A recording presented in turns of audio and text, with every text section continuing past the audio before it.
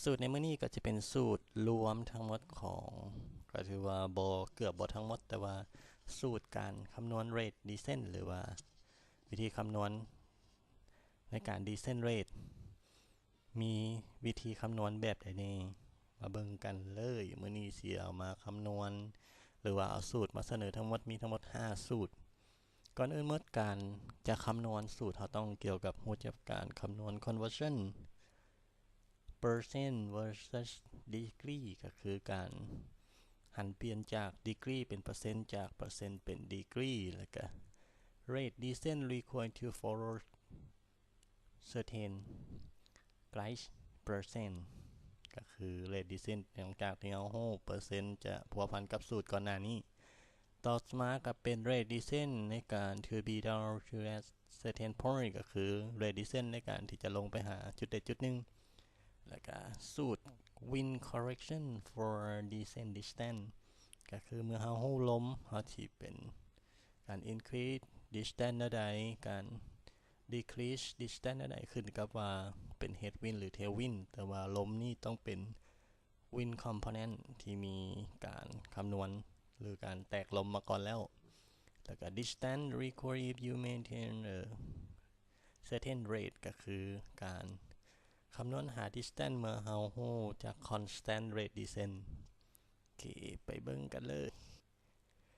สูตรแรกก็คือการ conversion percent degree to percent อิงใส่ข้อมูลตัวอย่าง IWS 3 degree seat departure อยู่ที่ 7% เมื่อบินเข้าหา3 degree เมื่อบิน take off SID 7% ถามว่าถ้ามีคนถามว่า3 degree เท่ากับจักเปอร์เซ็นต์ 7% เท่ากับจัก degree แล้วท่านจะตอบแบบใดแล้วสูตรในการคำนวณมีแบบใดอิงใส่สูตรลักก็คือคีย์เท่ากับเปอร์เซ็นต์เท่ากับ10คูณให้ degree หารให้6อิงใส่ตัวอย่างแรกเกี่ยวกับ IWS 3 degree อิงใส่สูตรเท่ากับเปอร์เซ็นต์เท่ากับ10คูณให้3หารให้6เท่ากับ 5% คำตอบของ IWS 3% ก็คือ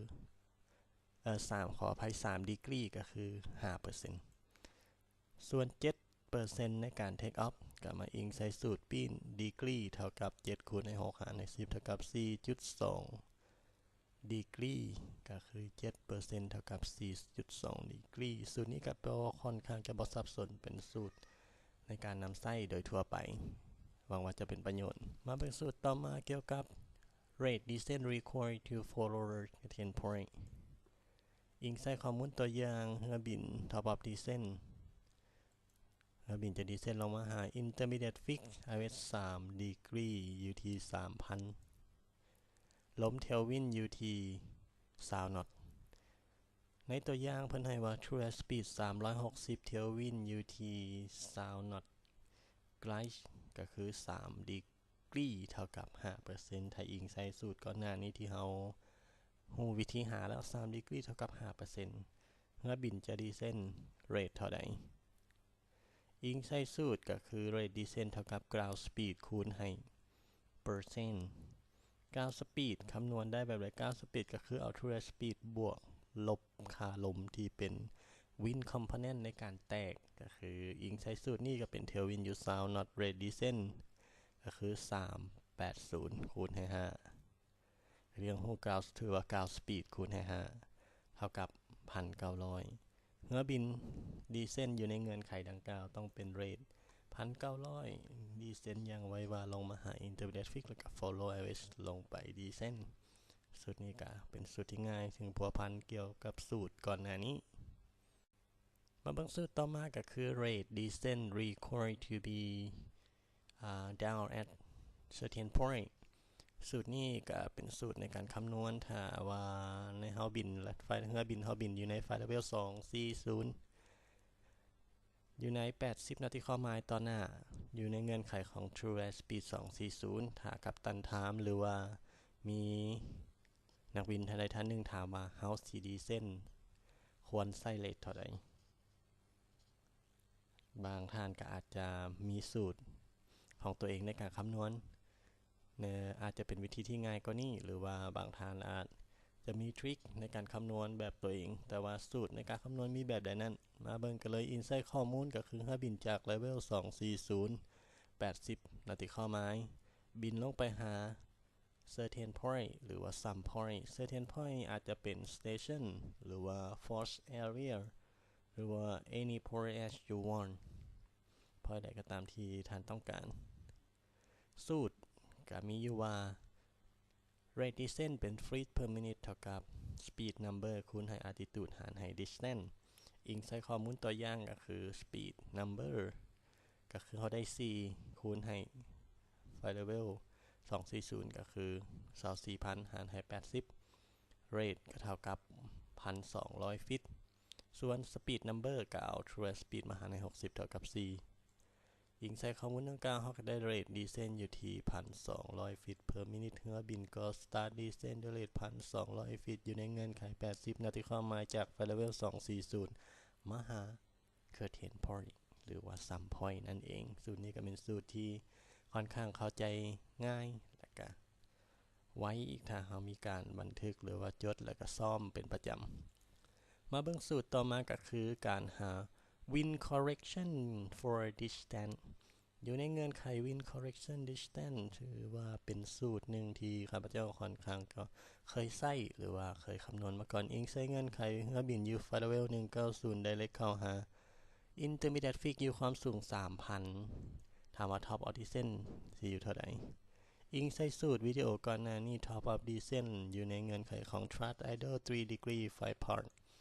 สูตรก็มีอยู่ว่า top of descent เท่ากับ flight level หาร 3อิงใช้เงื่อนไขของ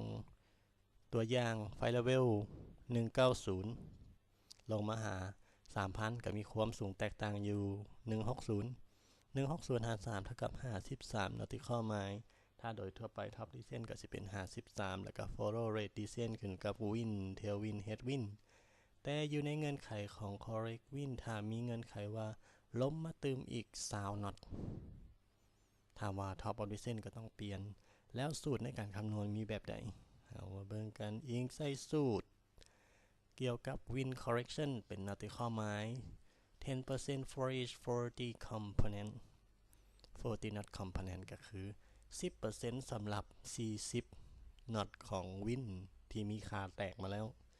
ก็คือมีการแตกค่าส่วนการแตกค่าของ wind component ก็สามารถ follow หรือว่ากลับไปเบิ่งอยู่วิดีโอก่อนหน้านี้วิธีการคำนวณ wind component บ่ว่าจะเป็นช่วง approach หรือว่าช่วง en route กับในวิธีที่ง่ายเช่นเดียวกันอิงใส่ข้อมูลสูตรดังกล่าวก็คือเราเห็นว่าลม20 knot ก็คือทุกๆ 10% เท่ากับ40 20 knot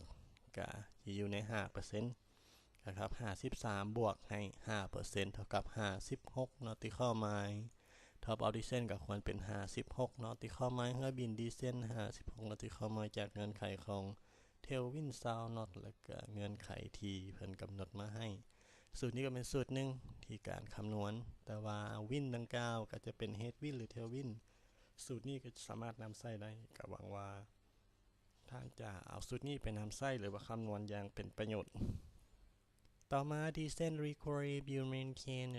เรียกว่า constant rate ก็คืออิงใช้เงื่อนไขที่ให้ก็คือ flight level 250 at rate 1,000 feet per minute true speed 300 knot อิงใช้เงื่อนไขที่ได้มาอยู่ในเงื่อนไข flight level 250เรามี rate 1,000 feet ถามว่าเราสิไปได้จัก nautical mile ถ้ามีกัปตันท่านใดท่านหนึ่งถามหรือว่ายืนเงื่อนไขของที่เป็น critical point คือเรารู้ว่าเรือบินเราสามารถ maintain อยู่ใน speed หรือว่า rate ซัมนี่เพื่อ keep speed ซัมนี่เราสิไปได้จาก nautical mile เราสิไปถึงสนามบินนั่นบ่มาเบิ่งสูตรคำนวณหลักก็คือเป็นการปีนสูตรกับสูตรก่อนหน้านี้ก็คือ distance เท่ากับ speed number คูณให้ flight altitude หารให้ rate descent อิงใช้ข้อมูลข้างเทิงก็เท่ากับ5คูณให้ 25,000 หารให้ 1,000 เท่ากับ125 nautical mile หรือเท่ากับ5คูณให้5หารให้1เวลาเราตัด0ออก speed number มาจากใส่ speed number กับ300 knot หารให้60เท่ากับ5 nautical mile อิงใช้สูตรดังกล่าวก็คือจากเงื่อนไข flight level 250อยู่เงื่อนไขของ rate constant 1,000 feet เราก็สิได้ไปได้ไกลถึง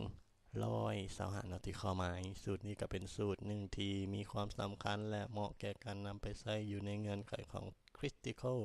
หวังว่าสูตรที่เสนอมาในมื้อนี้ก็สิเป็นประโยชน์ต่อบรรดาท่านเพื่อการคำนวณเพื่อความแม่นยำในการไปปฏิบัติงานและขอขอบใจในการรับชมหวังว่าจะรับชมในวิดีโอครั้งต่อไปขอขอบใจ